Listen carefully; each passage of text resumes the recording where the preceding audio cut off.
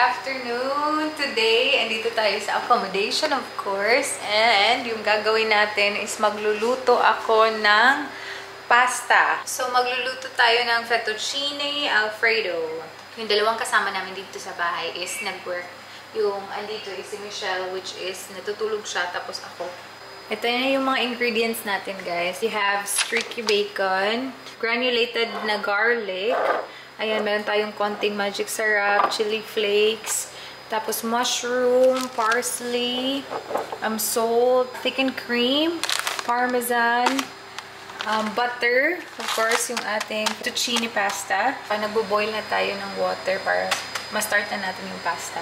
Hindi ko alam kung saan ko kayo ilalagay, pero okay na siguro dyan kasi pag ganyan lang kasi yung ating, wala kasi tayong island sa kitchen natin. Just gonna chop some mushrooms.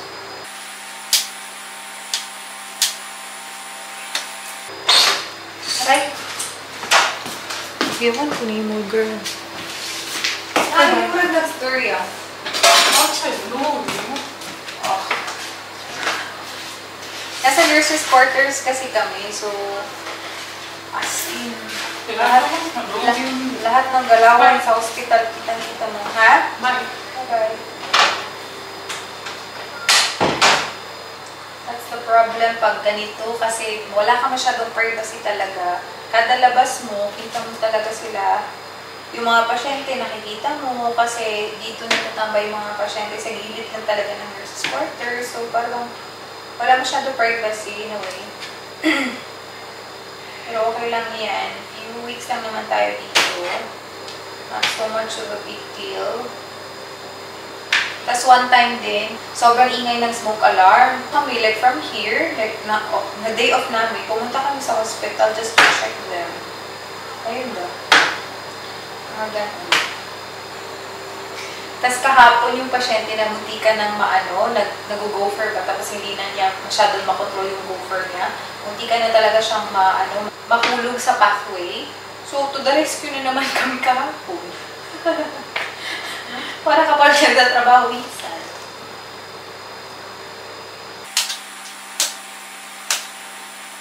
First time kong gawin to, so let's see kung magiging successful ba to.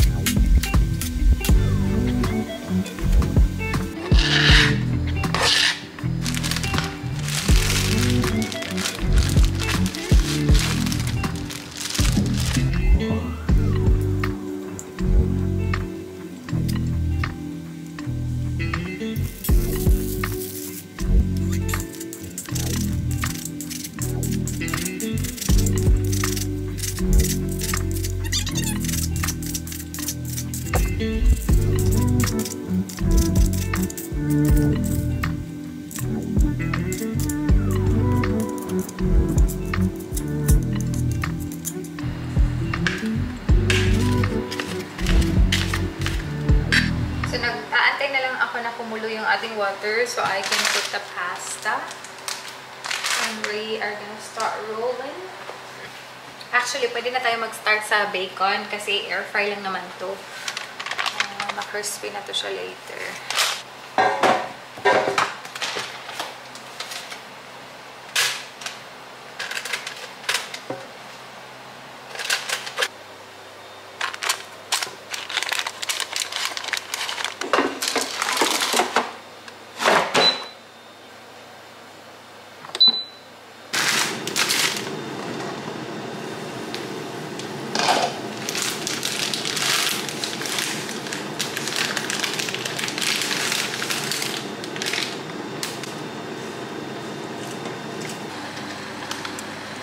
While waiting na maging ready, uminit na yung ating pan, guys, para mag-start na tayo sa ating sauce. Chika ko lang sa inyo. So far naman yung stay namin dito ni Michelle is okay lang.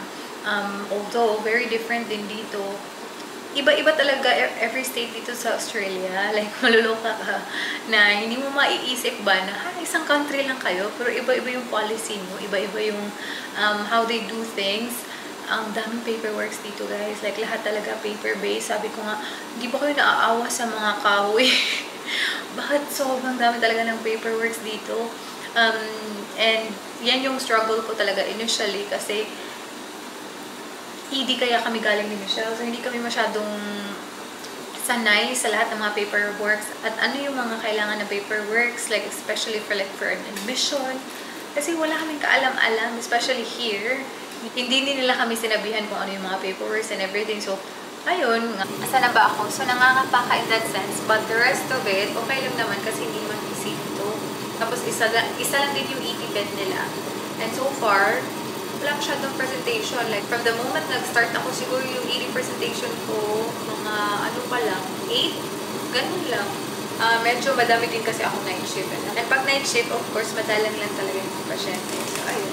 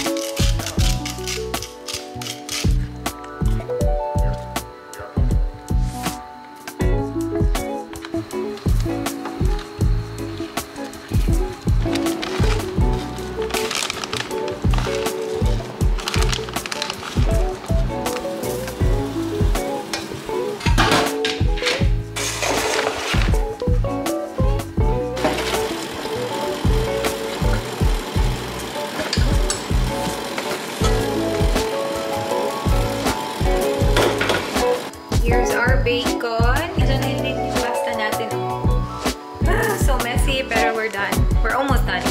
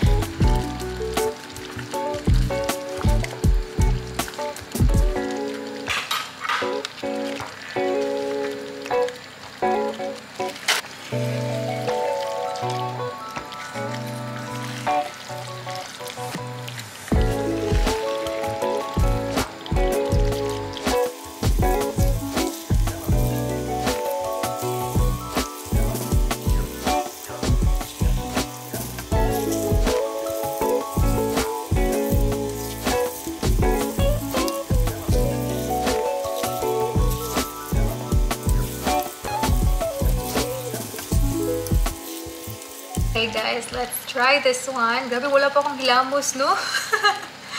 Diretso. Let's try.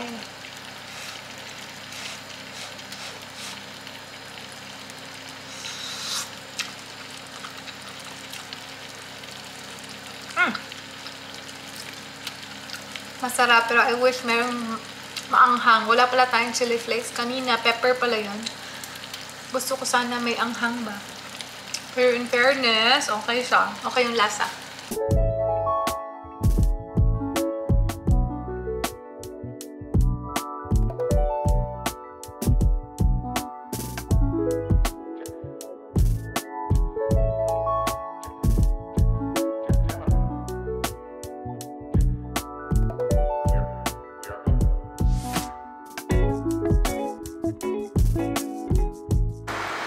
morning! Our first customer!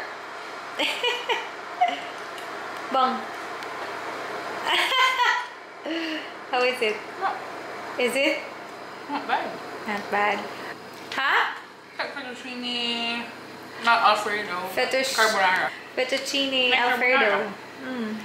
Hi guys, good afternoon. Another day. Today is my day off. And ngayon, gagawin natin is pupunta tayo sa AO Post kasi may package ako. Ipapakita ko sa inyo yung package ko. I'm very excited and matatawa kayo kung ano yung ginawa ko. Anyway, let's go guys kasi darating na yung kasama ko kasi mag-aalas 3 na. So, gusto ko may freedom pa rin ako na mag-vlog ba before siya dumating kasi darating siguro siya ng mga 3:30 or 3:15. So, yeah, let's go.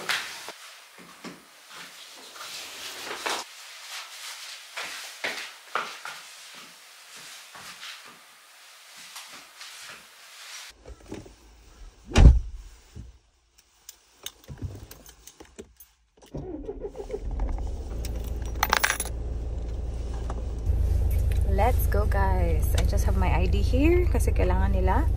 And yeah.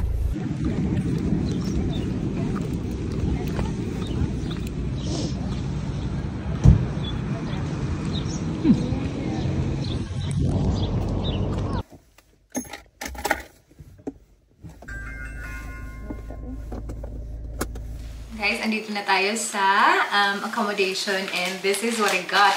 Again! Ay, nako. So, gusto ko lang talaga i-try, guys, kung ano ba talaga yung magandang fit sa akin. So, nag-order ako ng same color that I bought last time. Yung mauve na color. Nakita niyo naman siguro yung previous vlog ko. Pero if hindi niyo pa nakita, tingnan niyo doon. So, nag-order ako ng double extra small, especially sa pants. Kasi medyo malaki yung pants sa akin eh. And sabi ko, if I'm gonna bring a lot of keys, kasi yung nangyayari. Especially dito, sobrang kapal talaga or sobrang bigat ng keys na ano talaga, like, bumababa talaga yung pants ko. Oh my God, malamig sa labas ha. Bumababa talaga yung pants ko. So sabi ko, hindi pwede na medyo loose siya ng konti. Kasi bababa yung pants ko, hindi ako makakagalaw ng maayos. Lagi ko siguro itataas yung aking pants. So sabi ko, i-try ko nga yung double extra small. Baka yun talaga yung babagay sa akin. Baka makita na yung ano natin, panty natin. So bababa talaga siya for sure. Okay, let's do this.